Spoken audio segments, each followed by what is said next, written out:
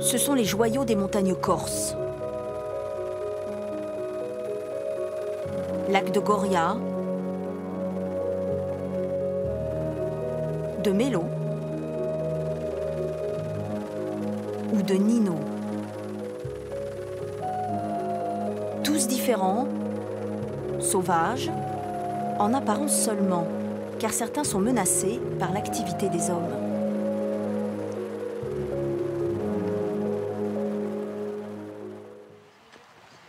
Les Dupont partent en balade avec leur bébé de 10 mois. 1h30 assez sportive, mais qu'importe, ils préfèrent ces paysages à la chaleur de la plage. Voilà les chênes. Ça va? Le fameux passage technique. Prends ton temps.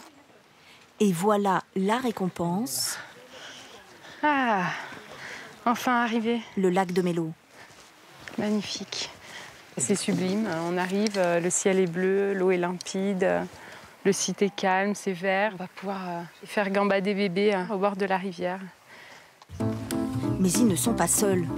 Il y a jusqu'à 2000 personnes par jour. Des amateurs de plus en plus nombreux. Alors, c'est trop froid pour toi? Ici aussi pour se baigner. Irrésistible. S'il vous plaît, la baignade est interdite.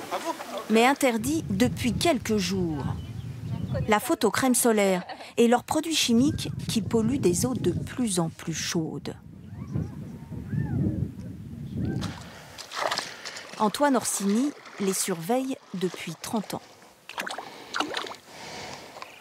19,75 avec quasiment 20 degrés, ce qui est terrible. Ça, c'est une eau où les vieux cortonnais comme moi ne venaient pas se baigner. C'était une eau qui dépassait jamais les 15 degrés.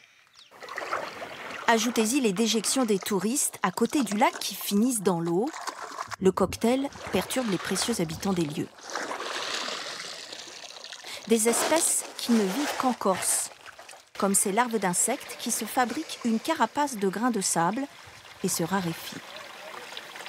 Là, ce sont deux individus d'une espèce endémique qu'on trouve nulle part ailleurs. Et ce sont des lignées qui ont 20 millions d'années. Donc pour moi, la Corse, c'est un peu mon Jurassic Park à moi. C'est dans le film, quand j'arrive sur l'île pour trouver mes dinosaures. Voilà, pour moi, ce sont mes petits dinosaures.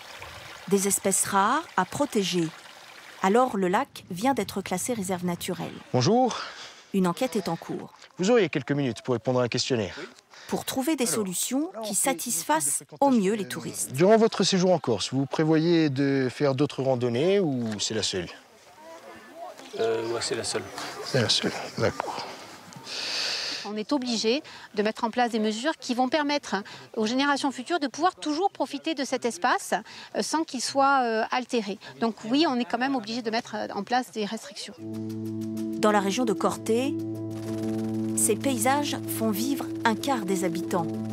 Pour Antoine Orsini, il faut justement les préserver vite, même les plus difficiles d'accès qu'il surveille scientifiquement. Et là, c'est le lac des Nino. On est à 1700 mètres d'altitude.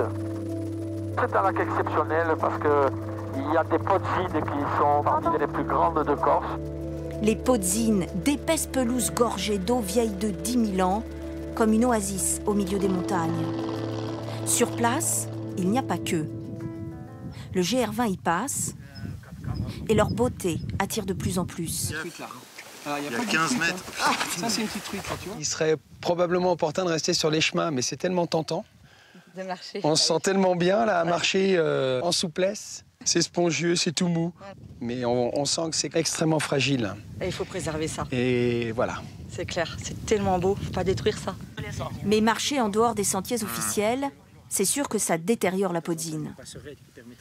Et bien à la fin, voilà ce qu'on a. Tiens, ici, il n'y a plus de pelouse. Et là, on est loin de l'éponge. Hein. C'est terrible, ça. Là, je ne vois pas la pelouse recolonisée. Ces podzines sont aussi des nurseries. Là, on va, écoute-moi, le vivier, on le met là, Chris. Avec cet appareil électrique, ils attirent ces truites qu'on ne trouve qu'en Corse. Elle est là, elle est là. Là, en dessous, frotte au fond. Ça va, stop. Ouais, Chris. Réchauffement, pollution, elles aussi sont de moins en moins nombreuses. Pour eux, ces podzines sont un trésor, La tête à gauche. un patrimoine à protéger comme un tableau. 16,1. C'est comme la Joconde, hein. Ben, on ne met pas les mains dessus, hein. On n'a pas le droit. Ben, nous, notre Joconde à nous, on ne piétine pas. Mais on pourra y arriver. On peut aménager des points de vue. Protéger ces paysages, c'est aussi limiter le réchauffement climatique.